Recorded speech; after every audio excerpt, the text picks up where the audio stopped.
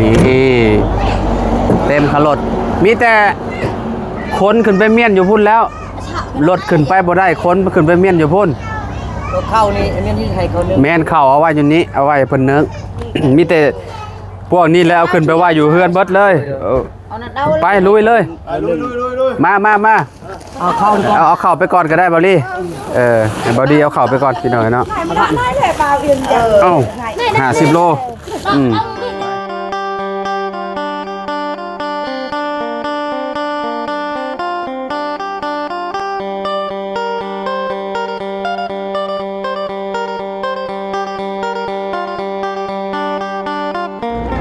มาพี่หน่อยเนาะหลังจากที่ไปซื้อที่นอนเนาะหมอนมุ้งมาให้น้องเลี้ยงเนาะขากลับมาก็มาแวะซื้อน้ำเปล่าแล้วก็น้ำโค้กแล้วก็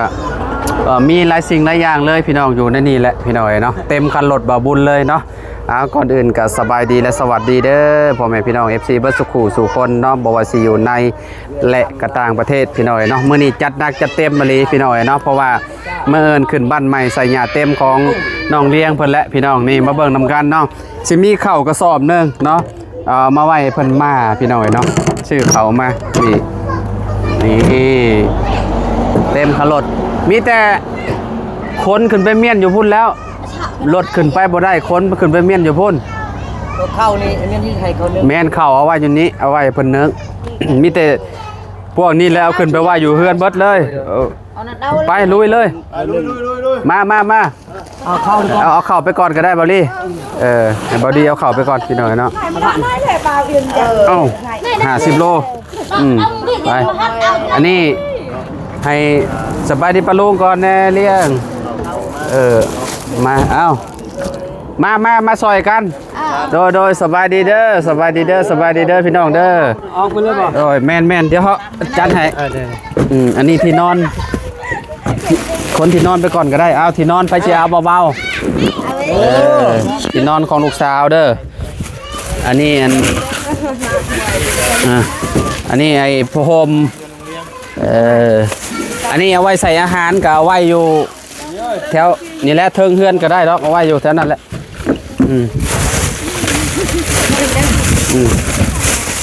อันนี้จอกใส่น้ำกินอ้าวไปคนไปเมียนก่อนอ้าวคนน้ำจะไหวจุพุ่นเปิดสิเบิร์ดนี่ร้ายได้นี่เต็มคันรถเลยเต็มคาราเบลอันนี้พอดีว่าพ่อเพิ่นว่าให้ซื้อมาให้ทางสร้างแน่บ่ซั่นคอยเลยจัดได้รถจัดได้สร้างน้ำสีขาวพี่น้อยเนาะเมืองน้องบ่นี่อ๋อโทษพี่น้อยฮะแพ็ก110เอาจัดให้สร้างเนาะเมื่อเอิญนี่สร้างเพิ่นมาพี่น้อยเนาะให้เพิ่นออกเลยได้เอา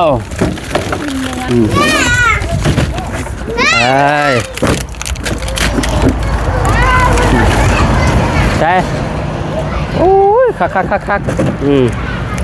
นี่ขึ้นเฮือนฮะว่าเลยไรคักบ่เต็มคันรถมันนี่ตัวหลายลีรอได้เฮือนของเรียงนี่แบบว่าจัดหนักจัดเต็มมาเลยพี่น้องเอ้ยเนาะนี่โดย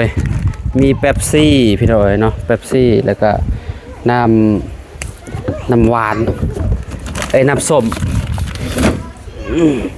จริงๆนี่ฉีบเมาน้ำอันแดงบ่จริงๆนี่น้ำหวานนึงเลยเปล่าฮะเป็นน้ำหวานนั่นแหละจังวะเป็นน้ำหวานนั่นแหละยันเมาเด้กินลายเด้กินลายเมาให้ได้เลยกินตอนเช้าเลยข่อยเอาฮะว่ากินเมื่อนก็กินตอนเช้าแล้วแหละไปยังเหลืออันนี้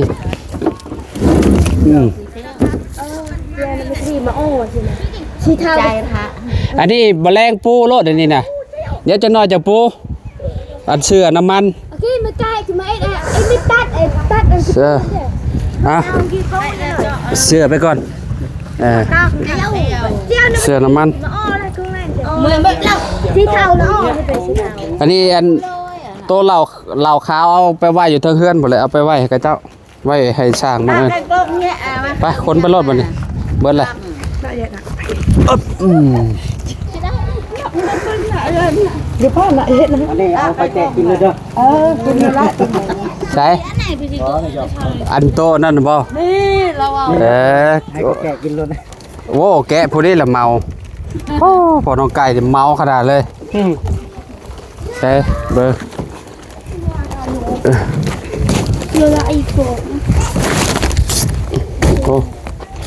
คือแบบนี้แต่คอยบทนัดไหม อันเป็นไง ไปพี่น้อง อังช่วยเนี่ยละตาช่วย แพ้นั่นดอกแค่บ่ แม่ก็ตี แม่เจ้าบ่มาแรงบอกกับเจ้าสิเอาเต็นท์มากลางให้นะจากโมง5 โมงบ่ดูฝนตกมาเนี่ยโอ้ยทางกระเทือนน้องเลี้ยงนี่พี่น้องเอ้ยจะเป็นยังไงแหละคันว่าฝนตกพี่น้องเอ้ยเนาะคันว่าบ่ตกก็ม่วนแล้วถือว่าโอเคแล้วแม่นหลายกว่าเฮือนจะดีเฮือนจริงๆรอบนี้หลายพี่น้องเอ้ยมันเลือกอะพากันเอาไว้กินเรียบร้อยเลยเนาะมีแต่บะแรงพากัน โมแมนเราก็ต้องเวลาที่พาคนมาแล้วนี่เอาจะก้าวไปโมแมนต้นจิพายว่าได้นี่ เขากินแล้วไข่เรามา แมนบ่โมนะกินได้ไปจิพายไว้ เอาอยู่มาในไข่เนี่ยทำนี่ จะเวลาไปมาหลังจะได้ข่าวเข้ากินนะ บะแรงนี่จะพากันปูสาดแล้ว สิพูดนี่ให้เขา ฮะปูรถค่ะรอหมดรถรอปูแล้วมั้ง นี่อยู่นี่ ใช่ แมนบ่ ไม่ยัง หลังกินข้าว โอ้ยนี่เข้าแม่คนเอง บ่ติบเข่ามีติบเข่าน้อยเนี่ยว่าอยู่เฮือนน้องเลี้ยงเนี่ยเนาะบ่ได้มีติบเข่าใหญ่เนาะ เข้าแม่ไปชื่อได้ลงมา เอาง่ามสาดเสียเนาะ งามบ่ เสีย ง่ามสิ ฮะ ง่ามสิ สีเธอกับสีนี้ ส่วนอะไรเราเนี่ย ม่วน600,000ปลาย ชีเฮือนจะดีเป็นง่ามสินี่งาม งามคือกันงามคนละสีมันต่างสีเลย แบบนี้งาม ฮ้อน เดี๋ยวจะกู เพิ่นว่าเพิ่นสิลงมือปูเลยบ่ปูรถก็ได้แม่ปูรถ ยำเชิญเลย มาพูดอยู่ได้ก่อนเนาะ กูในก่อน ปูอยู่ไหนก่อนแป๊บนึงพี่น้องเอ้ยมาบ้านนี้พี่น้องเอ้ยเนาะทางเบาดีเพิ่นสิปูเบิ่งดูเปิดเบิ่งดูมันสิงามซำใดสีเด้อ เอานั่งพักเมื่อยวันนี้ พัก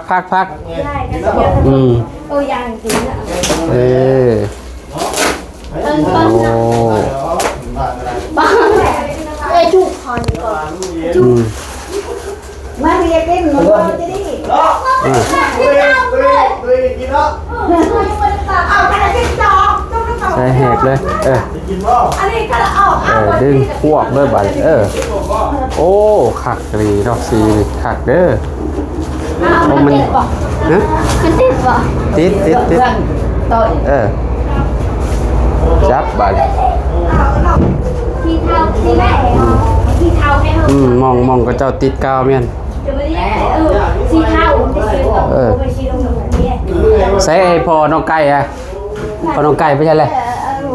นี่มึงไม่ยอมก่อนจนเด็กสุด ปูลายนี่ก่อนบอก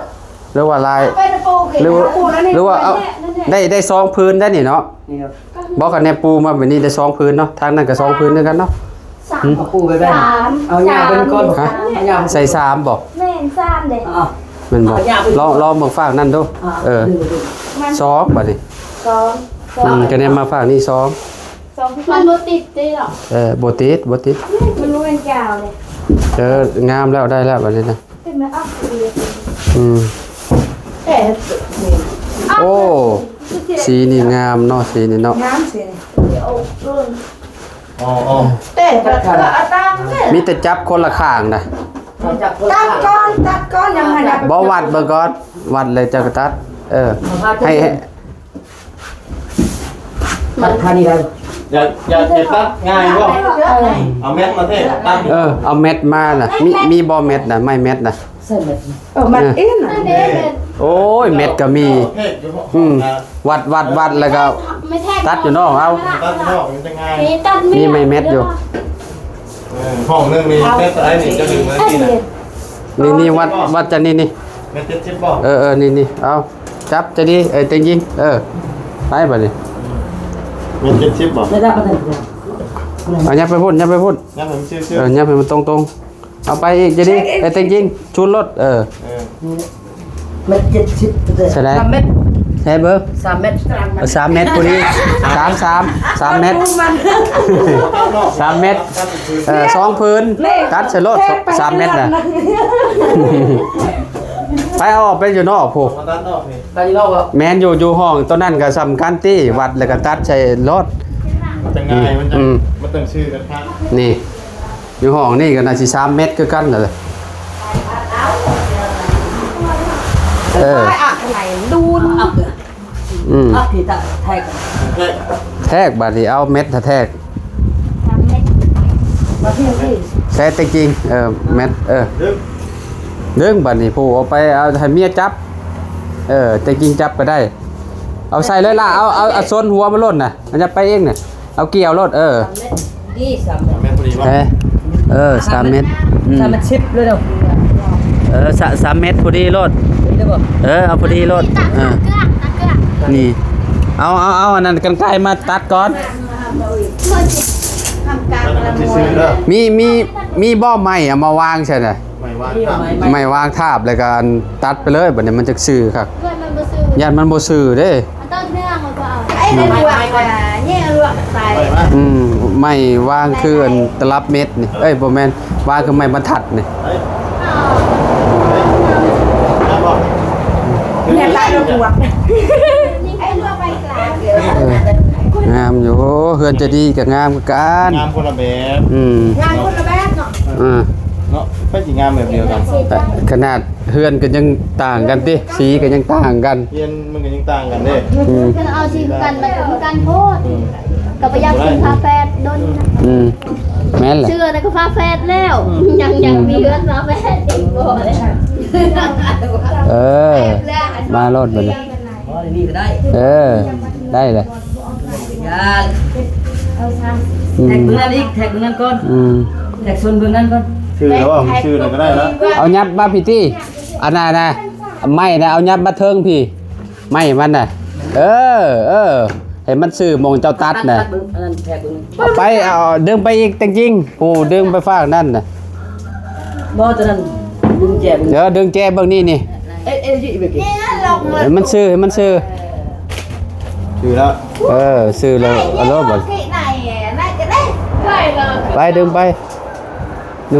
บ่มีตัดนี่นะอันตลับเม็ดน่ะ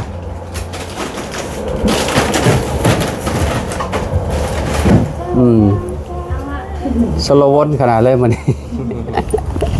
ตื่นเต้นเด้อันนี้จะใช่ ปากโรดยังไง ใช่ ได้ดอกดิได้ชนเกลือ ใส่เด้อเอาดีๆเด้อ เอาใช่นั่นติดตัด เอาดีๆเลยไม่ใช่มีตัดนะ ทำมีผ้าโรดขีดจั่ว ผ้าขีดจ้วนโลกโอเคเลย ขีดพูดโรคป้องกันหรอขีดไปแล้ว นี่เมียนให้เป็นคลองเลยหนีบแล้วก็ไหลไปเลยอ่ะ เฮ้ย เลี้ยงตาเลยโยนตาเด้อเดี๋ยว เมียเหยียบไว้ตัวนั้นน่ะ เหยียบไปเบื้องนั้น จะว่าบ่ตรงสัมปจักอันนี้ บ่ตรงคือมี โอ้ยแล้วกันบาดนี่ นี่เลย มันนี่มันทึกนี่คือบ่งี้ เจ้าเฮ เรื่องแรกเดียว เงียงมันเงียงนี่มาทางนี้ คือแท็กกู เฮมาขนาดเลยบ่ มาทางไหน จับดูจะดี ทางน่ะ ชวัดเบิ่ง ไหนตะที่ไหน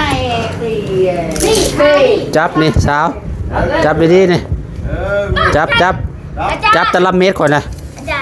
รย์ สั่นน่ะ วัดบกอดพี่ถึกแล้วนี่ตรงนี้นี่ ตัวนี้มันขึ้น นิบเลย ตัวนี้เนี่ย นิบเลย แล้วมันขึ้นนี่นี่ ใช้ตัวนั้น ขึ้นนี่ตัวนี้ ขึ้นดินี่เด็ดเขาพี่ บ่เอาจับเต็มจริง ปึ้งนี้นะ ยันมันอันนั่นยันมันอันนั่นอยู่ในหันนะจับไว้ดีๆเด้อให้มันถึกเด้อ มันมีมีดใช่ไหมปาดนี่เนาะ มีมีดตะกรีดร้อนน่ะอันนี้มันก็ถึกเด้อเด้นี่ นะบ่าถ้ากินแบบนี้ก็ดี กรีดร้อน กินแบบ อ้าว กรีดไป กี่รถ กรีดไปร้อนเดี๋ยว ข่าวว่า เขา โอเค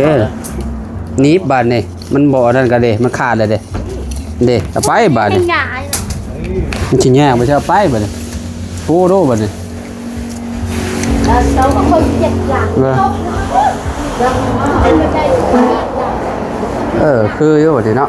พอดีเลยบาดนี่เนาะได้เลยอะเด้คะแนนว่าได้แล้ว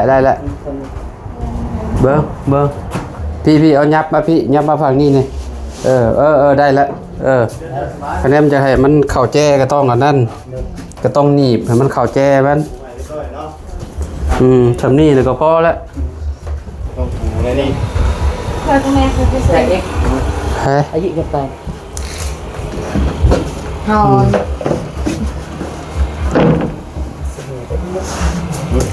อยู่เลย จับเรียก มันคือจะใส่ มันบ่อยาก จับคนละส่วนแล้วนี่ มันดิ้นได้ฮะไป อ้าว ใช้เบิร์ดดิดึง อย่างนั้นครับ ยามันนั่น นี่มึงขาด โอ้มันเกี่ยวกับมันนั่นบ่กินนี่โอ้มันเกี่ยวกับยังขนาดมันพลอยแต่แท้ได้นี่ อยู่จำคือไง ย่ามันคือกระปูเนี่ยมันจัก แมน บ่เอาตอนนั้นเอามีดให้ เอามินมา คิดมาเป็น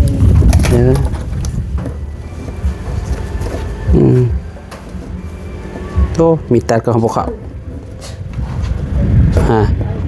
พวกเขาอ่ะ ไม่ก็จีบแบบคือเก่าจะมา มันบกคมเนาะมาเลยถือ เย็นข้างนี้เนาะอยู่เทิงเนาะ เอาเลยข่ามือก่อนเลยกีดแล้วเลี้ยงเลยกินมังนี้นี่โอเค กินแล้ว อ้าวแค่นี้มันต่ำ บอกเกี่ยวกันเดี๋ยวเด้อเอานี่เอาเนี่ยไปพูดขึ้นเดี๋ยวใส่เอาวะนี่ใช้ถึกแล้วบ่ มันคือเบี้ยวมั้ง ใช้เบิ้งมุมนั่นน่ะย้ำลงอีกนั่นเนี่ยบ่ปัดลงโอเคมาเลยบ่นี่กี่รถ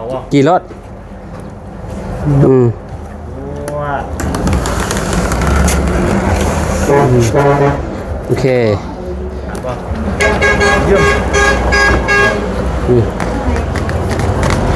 โย่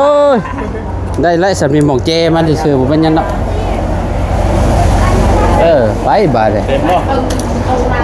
เต็มอยู่บ่ พอดีแหละจะดีกับพอดีเลย2 อันโอเคได้แล้วในการมันสิประมาณ3นี้แหละมันบ่พอนั่นนึงก็บ่เป็นหยังดอกห้องนอนซื่อๆโอเค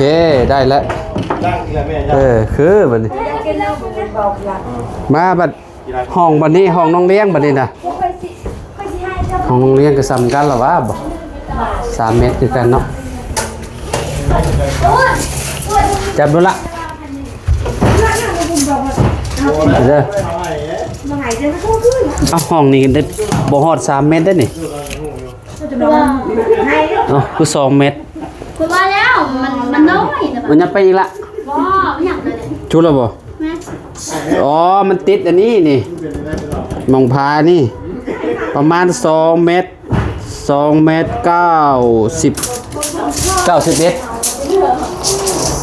แม่นบ่เจ้าเกาะแล้วบ่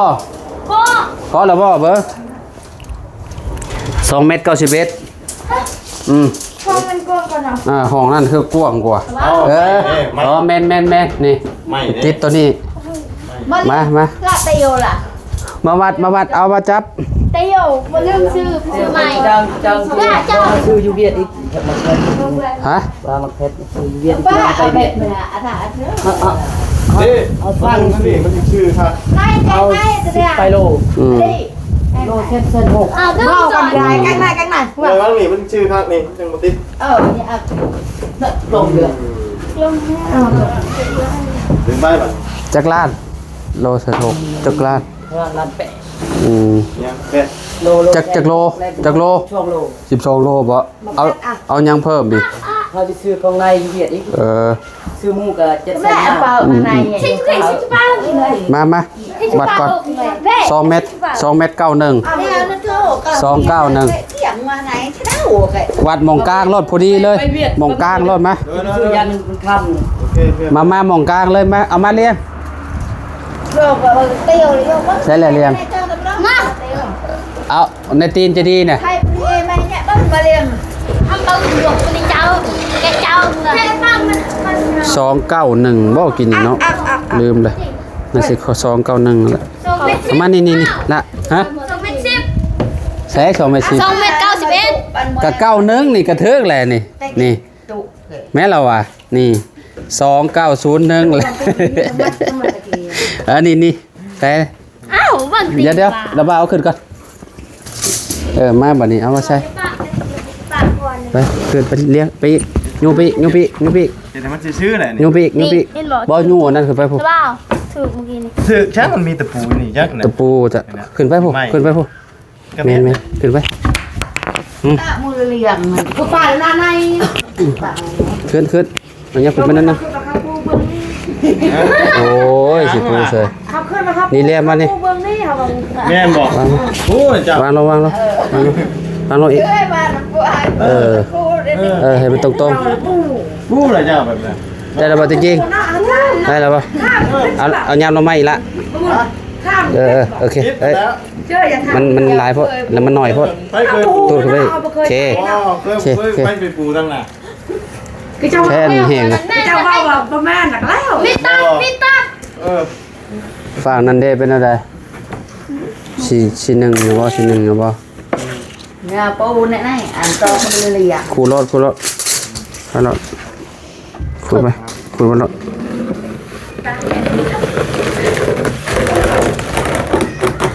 บอก โตปูนี่น้องเพีย ยังน่ะ หายกับห้าข้ามกับห้า ยังไงไป พอแล้วได้แล้ว เชื่อเลยเจ้ามาแผ่น ดึงออกมารถบัดนี้ นั่งเกี่ยวเกลือมาให้ บ่ขาดบ่ บอกข่าวเลย มาบุญตลก ให้ตลกโอ้ยคำตลกไปหาเป็นนั่นเล่นคุณแล้วหมอรับ ใช่ได้แต่มุกเลย ไปไปที่ห้องเพลงจังที่คอย ก็ โดดหมดเลยไม่คนละ อันนึงไหมก็ไม่เห็น ที่อยู่คอย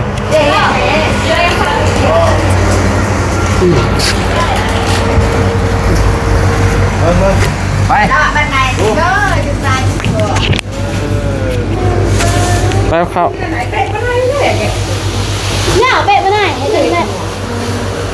หลายคนก็ไล่ตรงนี้ คนเข้ารถนั่นน่ะอาหารการกินน่ะเอาข้าวแจ้เพิ่นจริงเอาข้าวไปข้าวแจ้นะว้า ใต้ชิ้นมาจะแบบ โอ้ยอะไรอ่ะ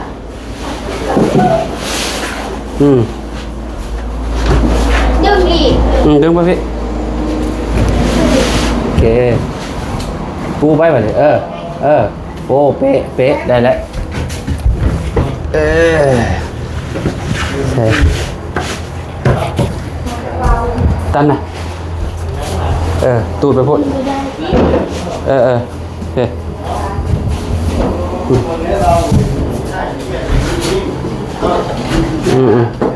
เวลาจะปูที่นอนยันมันนั่นโอเคได้แล้วเนาะได้แล้วสับพี่เนาะโอเคได้แล้วไปบันต่อไป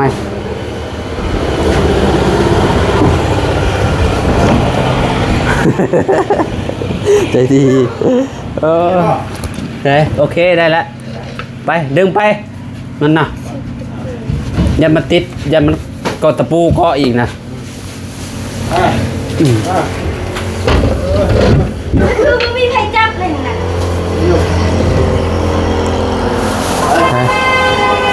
ไปบ่ไป บุญเลี้ยงไม่เคยไปนะ ถึงไปแล้วนี่ มาเรียก พอไปหลายเลย บุญเลี้ยงนั่นก่อน นี่แต่เอาตลับเม็ดมาวัดรถใช้ตะปู นี่ โอ้นี่มันขูดนะนี่ เป็นนี่ ว่ามันขูดนะนี่โอ้ มันก็คูดอีกจุดนึงแล้วทั้งนี้ โอ้ยก่อนก่อนเนาะเล่นก่อน ทำแม่จริงๆจับโอ้จับเอาเกาะใส่เลยเกาะใส่รถเกาะใส่ละมือเจ้ากดเมียนแช่ไปอีกพี่โอเคพี่อยู่พี่นี่เอาอันนี้ยำมาละเอานี่ยำมานี่ยับไปเดี๋ยวขึ้นไปใช่ขึ้นไปอีกนี่วันนี้เอามันยำมาโอเคได้แล้วปาเลย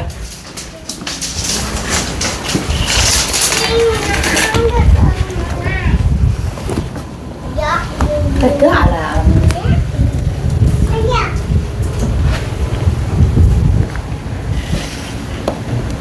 theo cho bọc thịt bẹp cho khi kia này này เดี๋ยววัดก่อนนั่นมันเดี๋ยวบกคมนะ Tôi làm cục này kìa.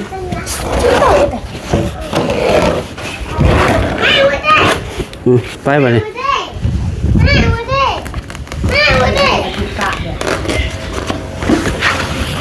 โอ้เจ้ามันบ่นั่นเนาะบ่ขาดเลย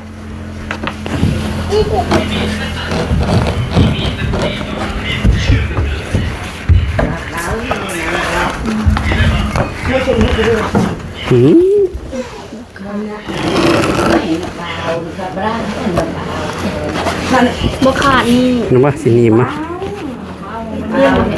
bao ba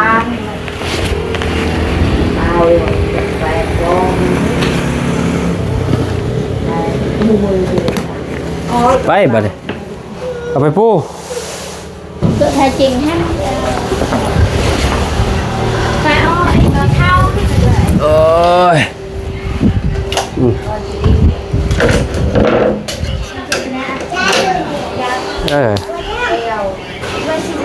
เป็นไดได้อยู่บ่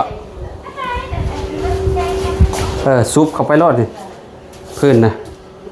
ออกมาเจ้าด่ะพี่Đưa không rồi.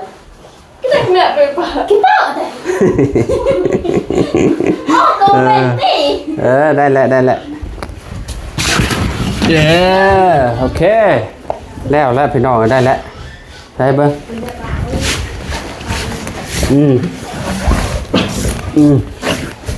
เรียบร้อยพี่น้องเอ้ยเนาะมีแต่ตัวนี้บัดนี้เอาอันนี้ง่ายเข้าไปในบัดนี้นี่เครื่องนอนเจ้านี่เครื่องนอนน้องเลี้ยง Đi con. ฮะ Phu rồi. ปูก่อนบ่มื้ออื่นเป็นยังสิปู Phuมันดี ฮะอยากนอนเลยเอามุ่งเจ้าได้เสลียงมุ่งอยู่นำกันนี่บ่อ๋ออยู่นี่เนาะมาปูตัวนี้มันแล้วก่อนไปเอาจับคนละส่วนเจ้าจับส่วนนั่นนี่เจ้าเดินไปพุ่นไป Hỏi thôi. จับหมุนเท่าน่ะหมุนเจ้าจับ Rồi. เดี๋ยวจับรูมันนะ Có dân bà. บ่บานเขาแจ้ Mà cái gì nhá. Đây จะดีเขาในรถ cái này cần gì nó không? ใส่ชุดแล้วบ่โอเคใส่เลี้ยงได้แล้วบ่ ชุดละบ่ขึ้นอีกนิดนึงละเอาหมุนขึ้นอีกหมุนขึ้นนี่ถึงเรียนพอดีนะ ขี่เขาตะเกียบด้วยนะ ใช่ หนักมาเรียนไว้ตามเนื้ออันละม้วนหนังแข็ง ตึงเอามันมาได้ หมุนอีกหมุนให้มันแน่นๆอย่าดอกซ้ำนี้ฉันพวกมันจะเนาะ มายังไงไม่เบียดเดี๋ยว เอาหัวชื่อว่าอะไร พวกขันตะลงในเราเป็นคน ต้องให้มันเข่าแจ้เข่ามุมมัน มาบอกพวก ได้บ่ มาห่อออก ฮะ ที่ห่อออกที่ เนาะ เห็นบอก ยันมันยันมันบ่พอดีเดี๋ยวน้ำเบาว่าน้ำเบาอันนั้นก็ มาอันนี้คือว่าเอง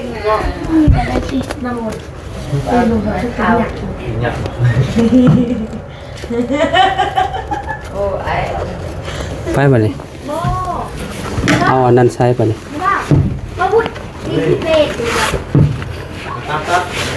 เดี๋ยว มาให้เป็นดินมาพูด บ่สิเอาอันนี้มาวัดอีกเด้เอามาวางใส่เด้ใช่ค่ะ เอามีดไหม นี่เลยมันคือประโยชน์ ขอยันมันนั้นยันมันพอดีใช่ตรงนี้เนาะแต่มัน จะมีอันดำอ่ะเยอะว่ะแกะคนงานมา อยาก งาน มาทำไมไม่เจอ เดี๋ยวจะบอกเรื่องหลังก่อน อาการสั่ง เลยจะต้องเอาหลังก่อนใช่ไหม อาการสั่งไปอย่าลืมนะจะช่วยเองนะไปเอาหน้าอยู่อ่ะนั่งเดี๋ยวเอา เราของยิ้มเลย อยากทำอะไรจำเยอะ ไปเอาขอแจ้ผู้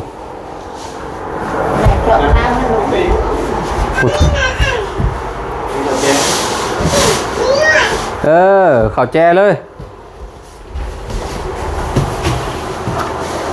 ผู้ดีได้แล้วสำนี่จิบพ่อบ่จักนี่เนาะ ดีแล้วบ่ พอดีบ่ คือมาบังคือมา สิพอดีอยู่ติเนาะจับมันจับไม่ได้จิไปยอมพูดทางเลย จะไล่เหรียญตาที่อันตา เบิดให้ตัวเองอ่ะ เบิดเฮ้ มือเอาขาย เอา ไปเลยค่ะ ฟรีเลย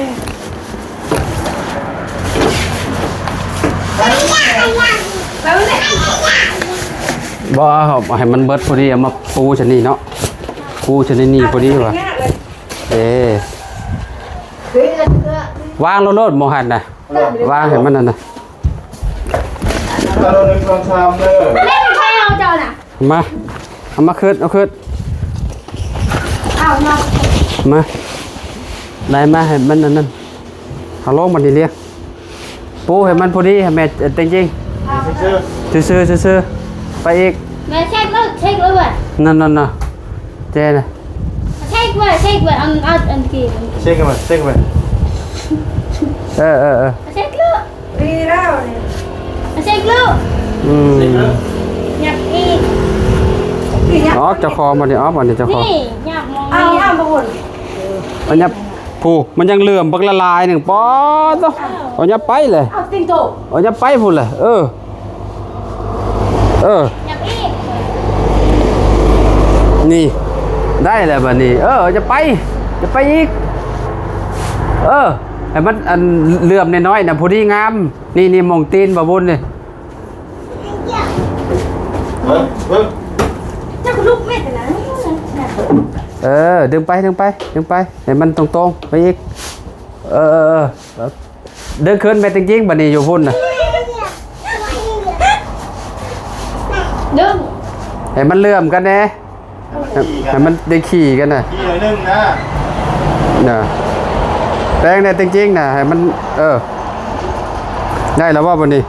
ได้แล้วมาตัดบันนี้นะสิจับมาเนี่ย ได้แล้ว มาแน่ ก็ชัก จริงๆมาแน่มาตัดแน่ดิ เคยตัดเป็น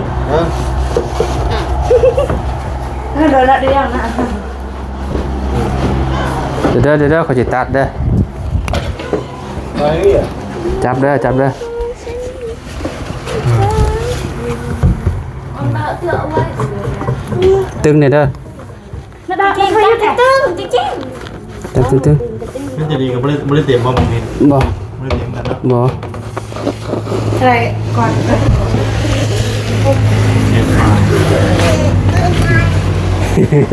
เอาไปพูโลกพูบัดนี่เออ ปูสิไหนเนี่ยปู ไหนบนนี่พี่สิเวียน บ่บุญเห็นบางภาษาเพิ่นน่ะ ก็อยากเรียนอยู่แต่มันบ่เป็นนี่นะ มาเที่ยงสารเถิงกันเหมือนกันนะเที่ยงเรียนไปคุยเที่ยงนาเลย มาเรียบร้อยพี่น้อยเนาะให้น้องจะดีเราจนเมื่อยเลยเกือบชั่วโมงหนึงพี่น้อยเนาะ30ปลายนาทีเรียบร้อยป่านนี้เนาะอันนี้บ่ดึงไปแน่นี่ดึงไปให้มันไปพุ่นน่ะดึงไปอีกเด้อให้มันลงน่ะโอเคได้แล้ว มุ้งเกลือแกะ เพราะว่าเขาต้องเฮ็ดต้องอะไรนิบขอบมัดแรกๆนิบขอบแล้วก็เอาเข่าเพราะว่าแล้วไม้มันลายพี่น้อยเนาะไม้มันลายอันโพดเนาะมีแต่เฮ็ดให้ประมาณสำนี้แหละเนาะเรียบร้อยยังเหลืออยู่น้อยหนึงเอามาปูอยู่นี่ กยาและปูได้ปูแต่ตัวนี้ก็โอเคแล้วเฮือนจะดีกับบ่ได้ปูแบบนี้เราจะดีเนาะเพราะว่าขึ้นเฮือนเพิ่นสิยากบ่ซ่าพี่น้องเอ้ยเนาะอันนี้ว่าเฮาบ่อันซีเรียสหยังก็บ่ได้ปูกับบ่เป็นหยังดอกแต่ว่ากับปูก็งามอีกแบบนึงเนาะพี่น้องเนาะซื้อมาครบเรียบร้อยแล้วพี่น้องเอ้ยเนาะแต่ประมาณนี้เนาะเอาอยู่ดีมีแฮงบ่สุขทุกคนพี่น้องเอ้ยเนาะไปขอบใจบาบุญหลายๆมื้อนี้พาไปซื้อ หลายๆอย่างเลยพี่น้อยเนาะมาให้ทางน้องเลี้ยงเพิ่นนี่แหละเมื่อเอิญพ่อกันพี่น้อยเนาะโอ้ยพี่น้องถือว่า ไอ้ขอชมถึง เป็นมื้องามมื้อเอิญเนาะขึ้นบ้านใหม่ใส่หญ้าเต็มเจ้าของเฮือนบ่ฮู้ว่าเจ้าของเฮือนสิเป็นจังได๋มื้อเอิญเนาะสิลบสลบบ่เป็นหยังคือสิสลบ ในบ้านซื้อหัวย โอเคไปแล้วเอาอยู่ดีไม่แห้งสบายดีไปจริงๆไปพี่น้อยเนาะขอบคุณหลายๆเด้อ FC บัสกูทุกคนพี่น้องที่มาหับชมคลิปเนาะบ่ว่าสิอยู่ในและก็ต่างประเทศเนาะขอบคุณทางพอสำนึกหลายๆเนาะที่ให้เป็นสะพานบุญในเด้อพอเด้อเนาะมื้อนี้ลูกก็ซื้ออันน้ำดื่มมาให้น้องเพิ่นไปทีเรียบร้อยแล้วเนาะเอาพอๆกันคลิปหน้าสำหรับคลิปนี้ไปแล้วสบายดีพี่น้องบัสกูทุกคน